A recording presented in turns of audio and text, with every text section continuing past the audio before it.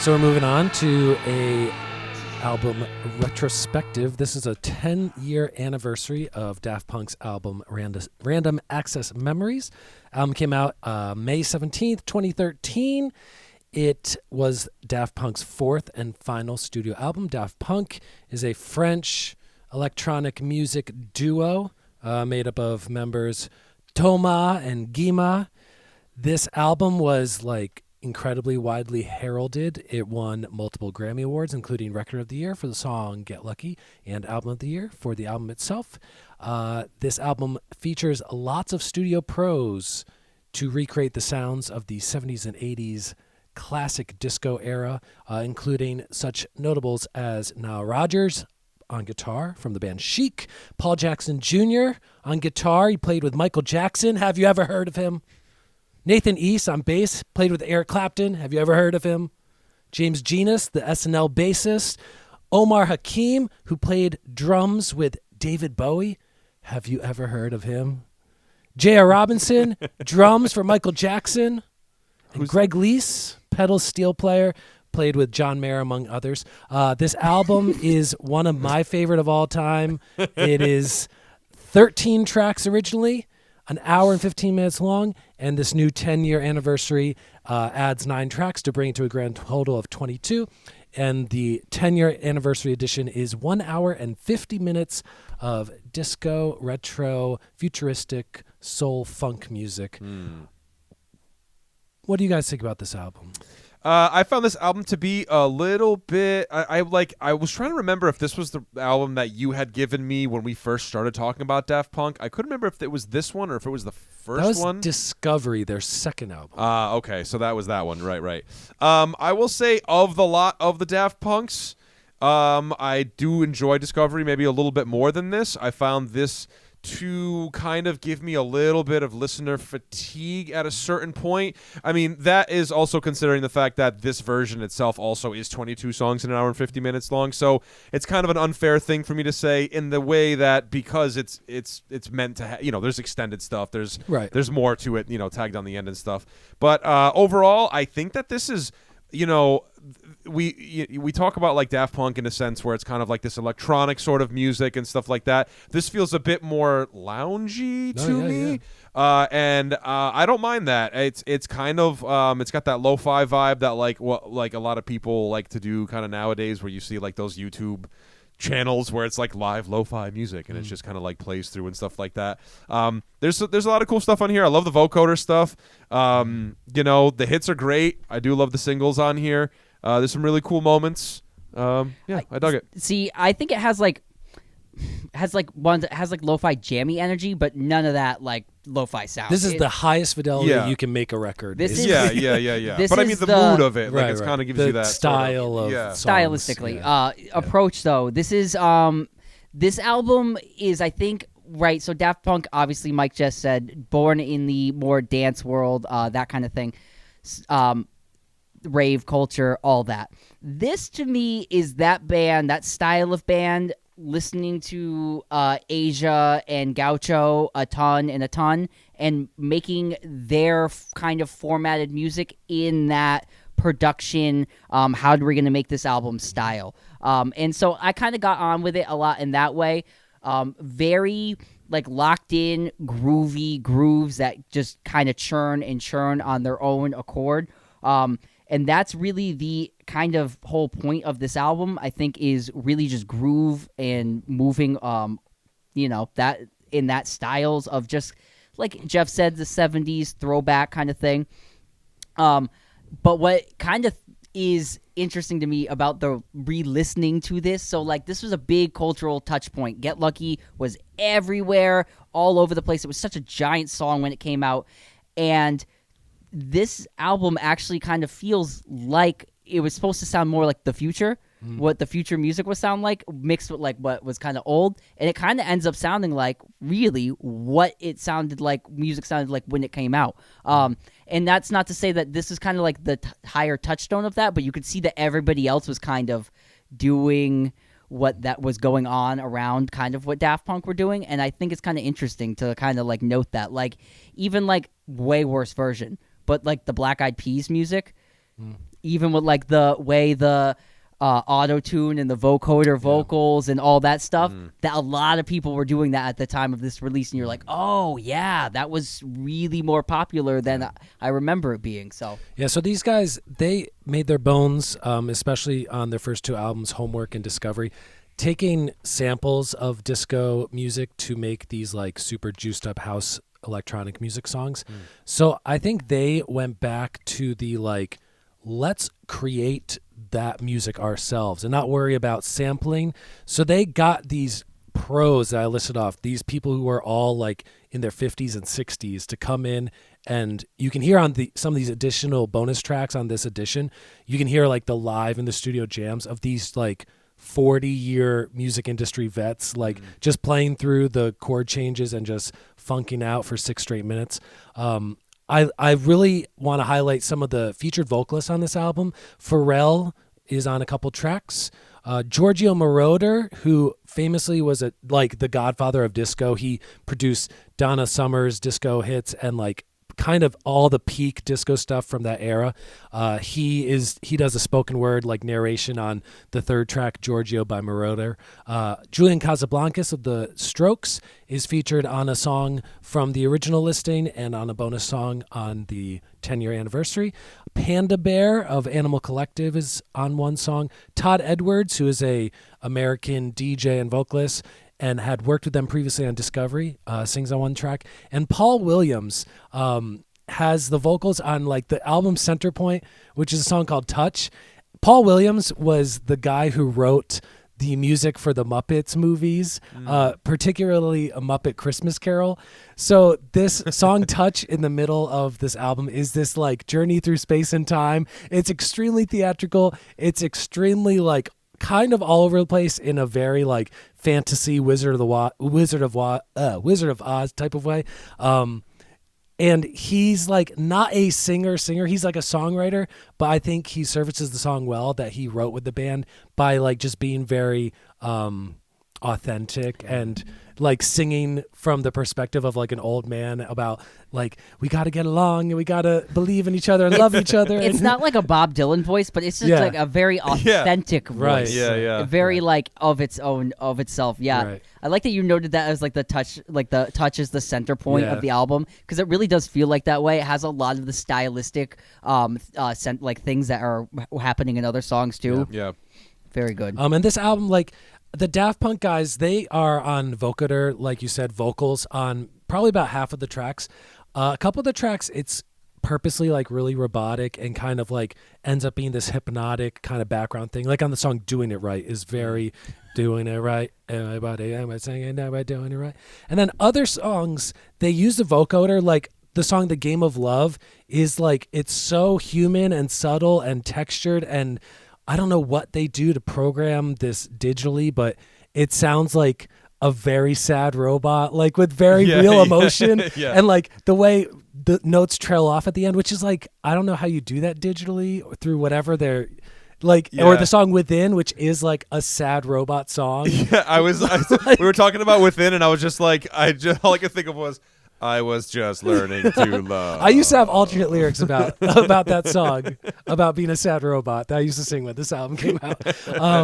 But like, it's so cool that what people hear on the vocoder on like Get Lucky, the break halfway through, it's kind of like a solo keyboard use of the vocoder. Yeah. But then they use it like this, like, the sad robot floating in space trying to connect to people kind of way. I think that's like the stamp of this album for me. If like you had to like characterize it, it's the vocoder vocals. It's, and to like speak to those greatness of like for a second, the bonus track of them demoing out the vocoder vocals. Oh, hits and misses. So good. When they like, so it's one of the bonus tracks. And to further note, what I liked about these bonus tracks is that they weren't like, there were a couple like extra songs, but a lot of them were really like guts of like how I made this song, what this song is, which was really interesting because it was more like hands in the pudding than it was like you like know, alternate takes or whatever. Right, where you're like, oh, this is just a different sounding version of this that they worked on. I didn't get to hear how they got from there to there. This is like from the there to there. So that vocoder test is really funny to me because they like turn it on and then they like start doing it, and then like every vocoder thing, like you could tell they were talking about it before they did it. Because every vocoder thing, like on the album, they do in like 30 seconds. It's like doing it right, and then like somebody else does like another line that might be in like another song, and it was just really interesting to me. I was like, oh, that's hilarious. Yeah. I read a little snippet from an interview, and I can't remember if it was Thomas or Guy that they were interviewing, but they were saying how like. Most of like the idea of with the vocoder and stuff is like to take a human voice and make it sound robotic, and how their approach was to take a robotic voice and make it sound more human. So that was the goal. That was like what they were really trying to do, to put some sort of emotional emphasis in that sort of space. You know? Can tell, and I think they did it well. You can tell particularly on the 2 tracks that feature Julian Casablancas, it's like you can hear his actual voice in there still, but there's another layer of the vocoder, like kind of in octaves with it. So it doesn't sound like the Daft Punk guys on vocoder. It sounds like the guy from the Strokes. Yeah. But it just happens to have this like metallic framing of it. Yeah. And I thought that was an interesting choice for Julian Casablanca on here too, because Strokes like already were like flirting with that like dancey rock kind of techno-y vibe thing, and his voice with the robot voices, because he sings on that like kind of like monotone sad thing, it works so well. Like Jeff said, it already sounds like rather robotic. Like, and further on the demos where they use Julian Casablanca for what is that song, Infinity Repeating, I think they could have used him to like demo out every song in this record that was going to be like more on the robotic side, even though they said like Stevie Wonder was framed to maybe sing that song, which was really interesting because that would have been a whole totally different change up. Yeah. But I thought that was cool too that they put that demo on there. I think they might have put it on here too because Julian Casablanca had talked about that demo in the past, so people were aware of its existence and maybe had wanted to hear it on this re-release. But it definitely has that unfinished drums on the end of it with the crazy like it sounds like the Steve Gadd solo from Asia, but it's all digital drums. It's pretty crazy. So that was interesting for me to hear too, because I was like, oh, that's how they demo their music out. That wasn't finished, and you could tell it's not finished. Any particular tracks that you guys really enjoyed or didn't enjoy, if you want to highlight some things? I like Fragments of Time. That was like that Cali sort of electronic yacht rock it's thing. Like super country disco. It's like so weird. It's so strange, but I really dug that. The song Beyond, which was cool because that was likened to, from what a lot of things that I read, it's kind of like that Warren G regulator thing, but with vocoder vocals over it, and I thought that was really interesting. Really interesting and cool. I do like that song Within. I know we already talked about it, but I do like that because it's kind of like this weird sort of emotional robotic song, which kind of like threw me for a loop at first, but I mean I really dug it, and the opening track too, Give Music Back to Life. Like I just like that because it's like super upbeat, it's kind of rocky, it's a good sort of getting your feet wet into the record, kind of like, all right, let's jump into this, get it going. I'm way more into the like sweaty dance kind of things on here, as in Lose Yourself to Dance, where they're literally talking about like the sweaty bodies on here. I like that more of the hypnotic vibe on that song, and I also love Pharrell's vocals on it because I think it, for me, the music already has the robotic characteristic a lot in it, and so for me, that a lot of time the vocoder, it's just not my favorite style of music on earth. It's not like I just don't like it, but after a little bit, I'm like, okay, that was but it's that sweaty natural vocal of Pharrell that comes in on that, and then Get Lucky and that natural vibe that I think really work for me too, because it gives you the A-B of like the the both kind of feels on the same record, and that's what I really like on here. Like you said too, Give Life Back to Music also kind of has that same vibe. It's kind of a mix of the two, so I'm more into like anything that was more upbeat on here. That slower stuff kind of bogged me down a little bit, but Touch too on here, I love that the vocal again on that one was a bit more of like an unconventional thing for this style of music, and for me, that those style of tracks worked really, really well. Also, shout out to Nile Rodgers on here, where he's like playing on Get Lucky. Very you could tell it's him, especially on the demo. Where they're like they just kick in. You could tell it's him all day. It's very stylistically him. That's I like that. Some of my favorites, I really enjoyed Touch, which is a song that like I remember buying this on whenever CDs came out back then, like Mondays at Best Buy, and I was just like, this is like a Muppets movie song, and it's a little like. Every successive time I listen to that song, I like it more and more and more. Like it has that like God voice in the beginning, and then it's like goes through the like honky tonk piano and horns in the middle. It goes to this halftime where the robots come in and do their vocoder harmonies. Ends with the like children's choir and the strings, and it's just like all over the place. A little Brian Wilson-y. Extremely. It's like Daft Punk meets Beach Boys. You also get that in the Touch epilogue at the end, which I could always want more of. So I'm glad it closed. Yeah. And what's the line? The line that the choir keeps repeating is, "Hold on, if love is the answer, you're home." And it just repeats that for like 2 minutes straight. Giorgio by Moroder is my favorite track on this album. Giorgio Moroder gives kind of like the narration about his life, start in the music industry, and then it kind of kicks into synth arpeggios, and then it adds in like electric piano, like a little Latin jazz thing, and then it brings in the strings, and it strings on its own. Then it's like drums with crazy drum fills. There's like bass solo, and then it's like at the end it's like drum hits and then like fill breaks, and they add this like digital distortion thing, so it builds to sound like a rocket's about to go off, or like it's like a DJ. It's like it gets crazy for like the last minute, and that dissolves back into the click track that like the bulk of the song started on. And it's like 9 minutes long. It's my test your car stereo song. It's like a good one. Nuts. And like you said, like too, when I was saying I like the faster songs, I didn't even mention that song, but that song is definitely high up on my list. I just want to note too, when it does kick in after he says his name, I'm Giorgio, the oscillating is in the headphones is literally one of the best fucking things I've ever heard recorded in music. It starts on one, it starts on the opposite ones, and it goes digga digga digga digga digga digga digga digga, and then it switches and goes back down digga digga digga digga digga digga digga digga. It is one of the most enjoyable things to ever listen to in headphones. And then while it's doing that, the bass is crossing like that through and through. It literally, you could feel it moving up and down the waves of the headphone. It's one of the most interesting things I've ever heard recorded, and my favorite part of this whole record. And I didn't even know that was a major meme. Did you know that was a meme? No. Oh my God, Alex knew it was a meme. Major. So when he says I'm Giorgio or whatever, and it kicks My name in, is Giorgio. that's a meme, and then like it'll be like a car exploding into a wall, or like there's one of like a lawnmower that just like takes flight and just starts flying into the air. So I didn't know that was a huge meme, and then looking up this song further, huge meme. And I like that too, that they paid. This is kind of like their last album. It's the more natural album, and they paid tribute to like where they thought they're like, this is where we're coming from. And I like that because it really gives context to who they are as musicians and people. So, and Giorgio Moroder had no idea what they would use. They like just sat him down and they had an interview with him, and they talked for like 2 hours, and he's like, I don't know what they're gonna do with it, but and they like cut it out to be like the little snapshot of his life. It's a crazy song, man. That synth, just that, when that kicks in, you could loop that 8 bars for the rest of my life. Like it